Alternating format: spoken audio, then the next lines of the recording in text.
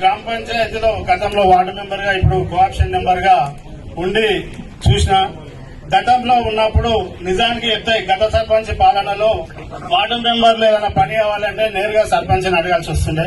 కానీ ఇప్పుడు ఉన్న వార్డు మెంబర్లు ఎవరైనా సరే ఏదైనా పని అడుగుతారే మీరే వార్డు మెంబర్లు మీరు చెప్పి చేపించుకోవాలని చెప్పేసి చెప్తుండే.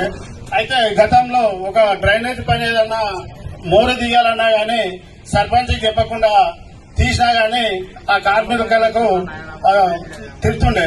ఇప్పుడు అలాంటివి లేకుండా ఏదున్నా గానీ నేరుగా వార్డు మెంబర్లు వాళ్లకు చెప్పి పని చేయించుకొని వాళ్ళ వార్డులు వాళ్ళు అభివృద్ధి దిశగా తీసుకోవడానికి అవకాశం ఇచ్చిందన్న. నేను గతంలో వార్డు మెంబర్ ఉండి ఒక డబ్బా నీళ్లు ఒప్పించుకోలేకపోయినా ఇంటి ముందరికి ట్యాంకర్ వస్తే.